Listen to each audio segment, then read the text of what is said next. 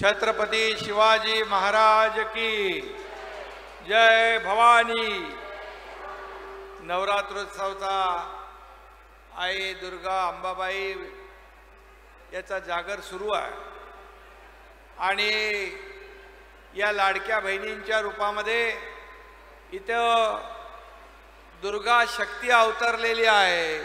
सगळीकडे माझ्या भगिनी बहिणी लाडक्या बहिणी एवढ्या मोठ्या संख्येने उपस्थित आहेत, त्यांचं मी मनापासून स्वागत करतो, त्यांना खूप खूप शुभेच्छा देतो।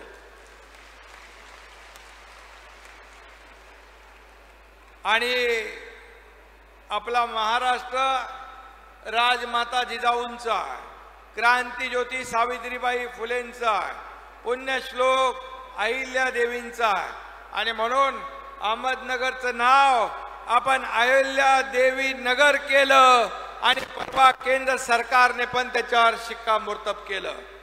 त्याचबरोबर या ठिकाणी आजचा हा कार्यक्रम जो आहे हा नारी शक्ती आदि शक्तीचा सन्मान करणारा आहे।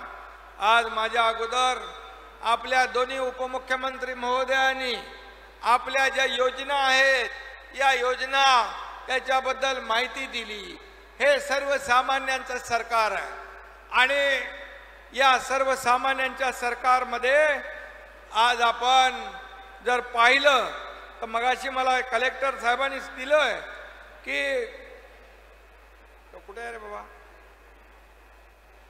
महिला सक्षमीकरणाच्या योजनेमध्ये एकूण लाभार्थी 26,51,000 आहेत। त्यापैकी महिला लाभार्थी आहेत 23,33,000, म्हणजे 88% माझ्या महिला भगिनी आहेत। आणि म्हणून संभाजीनगरच्या सर्व अधिकाऱ्यांना पण मी मनापासून धन्यवाद देतो। हे मुख्यमंत्री माझी लाडकी बहीण योजना या ठिकाणी सुरू केल्यानंतर या विभागाने माझी आपली छोटी बहीण आदिती तटकरे, त्यांचा विभाग अनुप कुमार असतील, या सर्वांनी या ठिकाणी एवढ्या जलद गतीने ही योजना सुरू केली की विरोधकांना देखील प्रश्न पडला। त्या अगोदर म्हणत होते की पैसे येणार नाहीत, ही चुनावी जुमला आहे, ही फसवी योजना आहे। आणि जसे पैसे आले तसं म्हणायला लागले पैसे लवकर काढून घ्या नाही तर सरकार काढून घेईल। अरे बाबा, हे देणारं सरकार आहे, हे घेणारं नाही। ही देना बँक आहे, ही लेना बँक नाही। पूर्वी होती, पूर्वीचं सरकार हप्ते घेणारं होतं, अगदी गृहमंत्री पण जेलमध्ये गेले, परंतु हे सरकार माझ्या बहिणींच्या खात्यात हप्ते भरणारं सरकार आहे। हा फरक आपल्या सरकारमध्ये आहे। कालच या ठिकाणी आमच्या आशाताईंनी सांगितलं, आशा भोसले आपल्या मुंबईमध्ये एका कार्यक्रमात आदरणीय प्रधानमंत्री महोदयांच्या कार्यक्रमामध्ये उपस्थित होत्या आणि आपल्या मराठी भाषेला अभिजात भाषेचा दर्जा देण्याचं काम मोदी साहेबांनी केंद्र सरकारने केलं आणि म्हणून आपण तो कार्यक्रम आयोजित केला होता। त्याच्यामध्ये आशाताईंनी सरकारच्या कामाचं कौतुक केलं।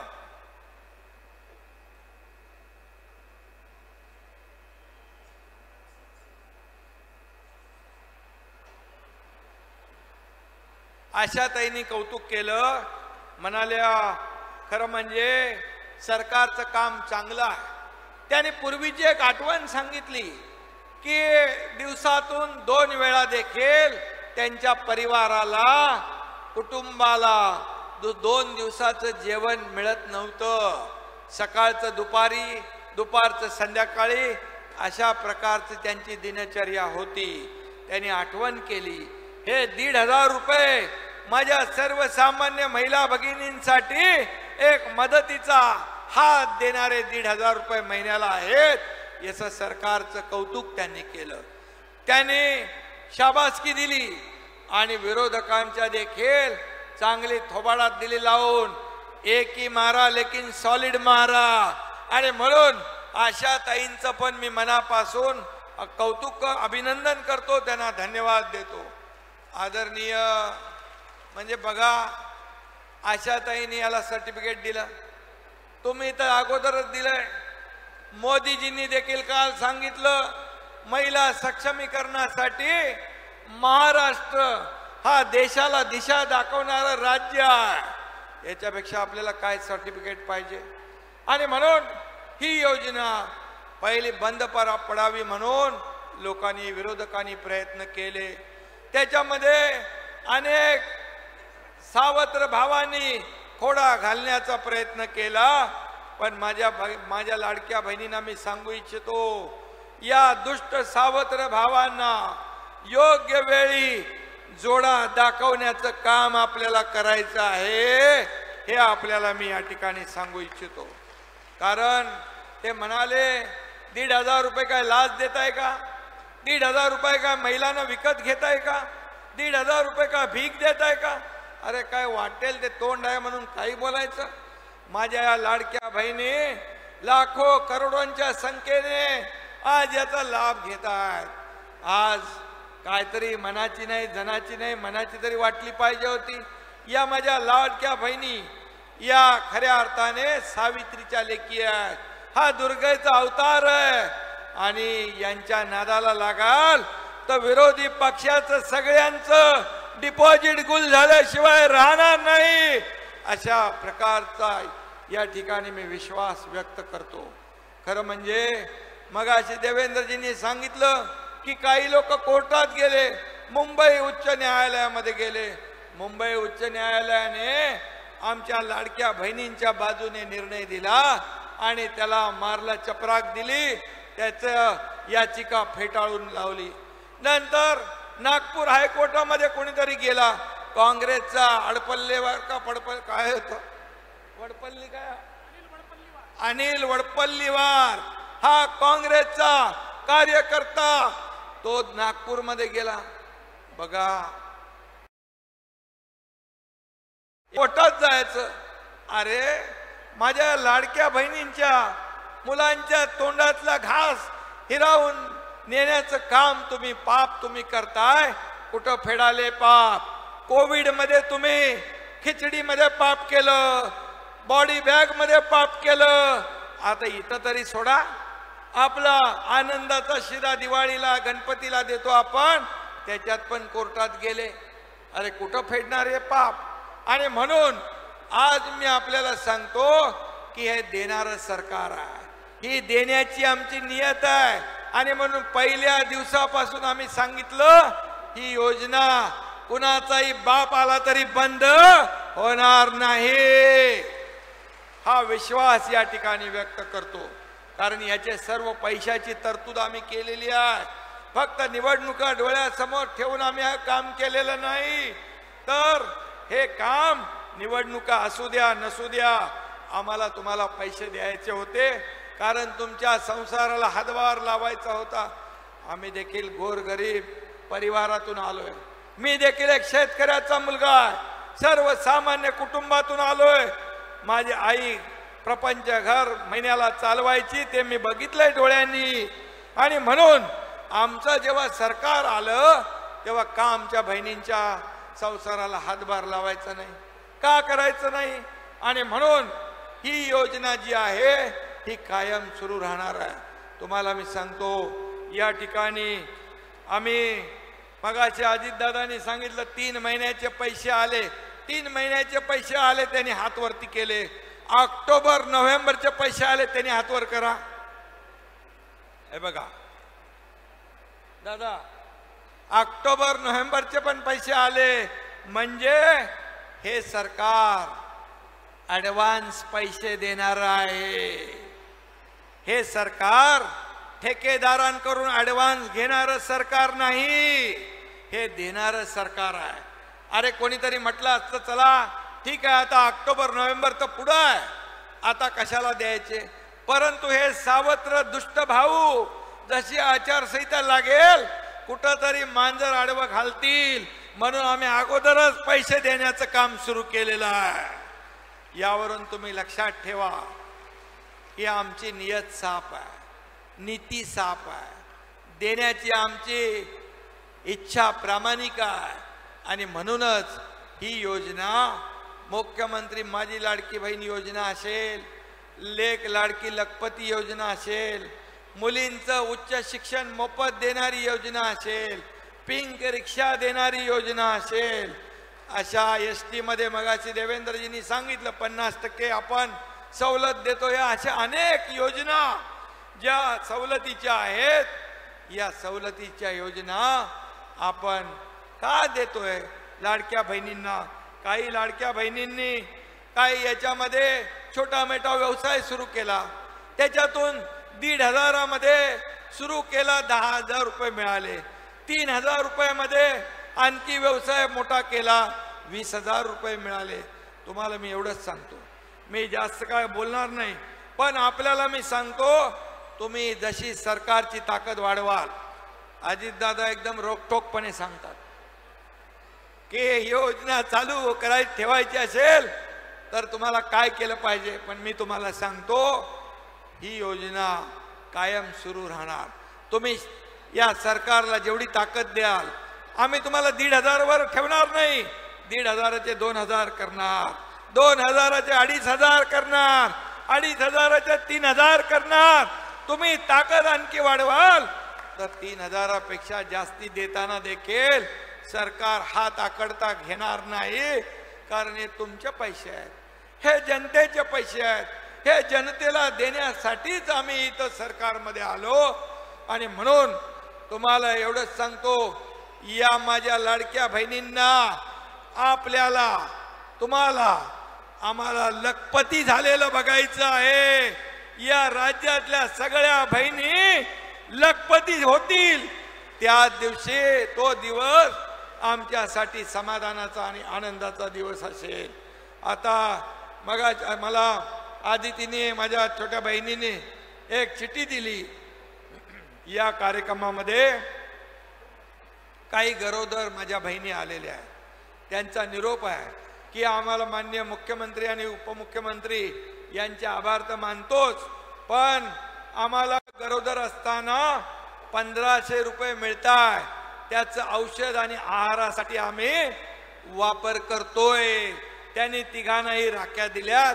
माझ्या बहिणींना मनापासून मी धन्यवाद देतो, माझ्या त्या बहिणींचं मनापासून आभार मानतो। खरं म्हणजे हे सरकार सर्वसामान्यांचं, गोर गरिबांचं आहे। आणि म्हणूनच मगाशी आपले देवेंद्रजींचं जे खातं ऊर्जा खातं आहे, त्या ऊर्जा खात्यामध्ये शेतकऱ्यांना 7.5 HP मोटर पंपाने शेती करणाऱ्या 45 लाख शेतकऱ्यांना वीज बिल माफ करण्याचा निर्णय आपल्या सरकारने घेतला। ते देखील आपण आज निर्णय घेतलेला आहे आणि म्हणून तेही मिळेल बसा।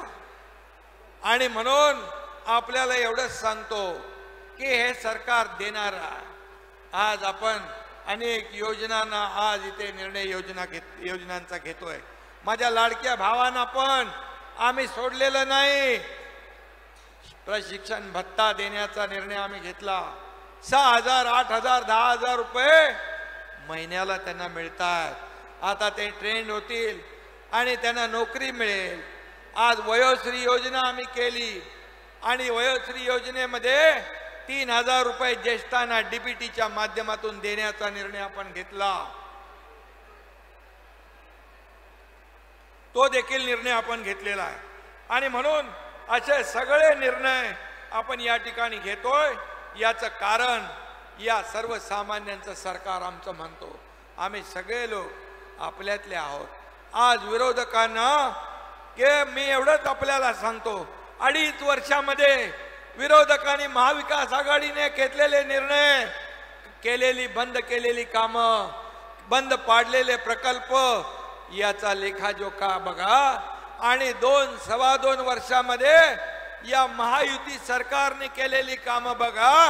होऊन जाऊ द्या दूध का दूध आणि पाणी का पाणी।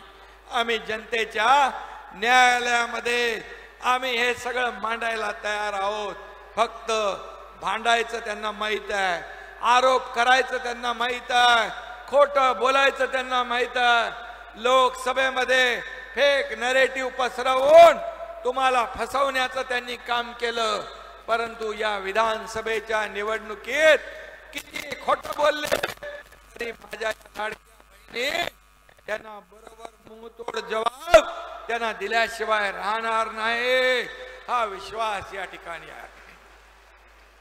कारण आम्ही सर्वसामान्य लोक आहोत. आम्ही फसवणार नाही. आम्ही खरं म्हणजे घरात बसून सरकार चालवत नाही. बाळासाहेब ठाकरे म्हणायचे, कार्यकर्ता घरात नाही, लोकांच्या दारात शोभून दिसतो. लोकांच्या दारात आम्ही शासन आपल्या दारी योजना नेल्या, 5 कोटी लोकांना लाभ मिळाला. आज देखील मी आपल्याला सांगतो, आम्ही सर्वसामान्य लोक आहोत. आज लोकांच्या दारात जाऊन लोकांची सेवा करण्यामध्ये आम्हाला समाधान मिळतं. आम्ही तिघही पण आमचं मंत्रिमंडळ काम करणार आहे. आज 24/7 काम करणार सरकार आहे. आज मी सकाळपासून रात्री पहाटेपर्यंत काम करतो. दादा देवेंद्रजी देखील जे काम करतात गेले 5 वर्ष मागचा अनुभव मुख्यमंत्री पदाचा त्यांनी वापरून या ठिकाणी आज आम्ही तिन्ही लोक दादा पहाटे लवकर उठतो. मी रात्री उशिरापर्यंत पहाटेपर्यंत काम करतो. देवेंद्रजी करतात, दादा सकाळी पहाटे लवकर उठून काम सुरू करतात. म्हणजे 24 तास ही सगळी टीम काम करते आहे. 24/7 आम्ही घरात बसून राज्य चालवत नाही. आम्ही फेसबुक लाईव्ह करून राज्य चालवत नाही. फेस टू फेस काम करतो. लोकांच्या बांधावर जातो, शेतकऱ्यांच्या शेतात जातो, माझ्या बहिणींचं दुःख ऐकतो, त्यांचे आसरू पुसण्याचं काम करतो. आणि म्हणून तुम्ही आमच्यावर आरोप करता प्रत्येक वेळेला. काही नाही, सरकार आल्यापासून आज पडणार, उद्या पडणार, परवा पडणार. काही त्यांना ज्योतिषी भेटलाच नाही खरा. माझ्याकडे मागितला असता तर मी पाठवला असता. आणि म्हणून सरकार मजबूत होत गेलो आणि पूर्ण तुमच्या आशीर्वादाने हा कार्यकाळ आम्ही पूर्ण केला. फक्त कार्यकाळ पूर्ण करत नाही तर आतापर्यंतच्या इतिहासामध्ये बंद पाडलेले महाविकास आघाडीने प्रकल्प आम्ही सुरू केले, उद्योग आणले. आज उद्योगामध्ये महाराष्ट्र पहिल्या नंबरला. आज परदेशी गुंतवणुकीत महाराष्ट्र पहिल्या नंबरला. आज संभाजीनगरला देखील करोडो रुपयांचे उद्योग या ठिकाणी येत आहेत. समृद्धी हायवे इकडे झालेला आहे. आणि म्हणून मी आपल्याला एवढंच सांगतो की ज्या योजना आम्ही सुरू केल्या या योजना कधी बंद पडणार नाही. आपल्या आशीर्वादाने 2.5 कोटी माझ्या बहिणींच्या खात्यात हे पैसे देणे सुरू झालं.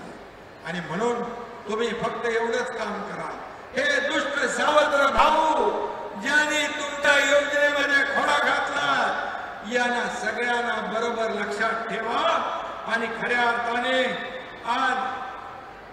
आज दसरा येतोय, दिवाळी येते. माझ्या सगळ्या बहिणींना एवढंच सांगतो, दिवाळीचा दिवा पेटवा, अंधार सगळा जाऊ द्या. माझ्या बहिणींनो, तुमची दिवाळी गोड होऊ द्या. सगळ्यांना दसरा दिवाळीच्या या ठिकाणी शुभेच्छा देतो. आणि पुन्हा एकदा मी आपल्याला एवढंच सांगतो, गेल्या 2.5 वर्ष 2.25 वर्षात केलेल्या कामाची तुमच्याकडून फक्त आम्हाला पोच पावती पाहिजे. बाकी दुसरं काही नको. तुमचे आशीर्वाद पाहिजे. तुमच्या भावांच्या पाठीशी तुम्ही खंबीरपणे उभे राहा. सरकार तुमच्या पाठीशी खंबीरपणे उभे राहील. आणि म्हणून पुन्हा एकदा आपल्या सगळ्यांना मनापासून खूप खूप धन्यवाद. जय हिंद, जय महाराष्ट्र.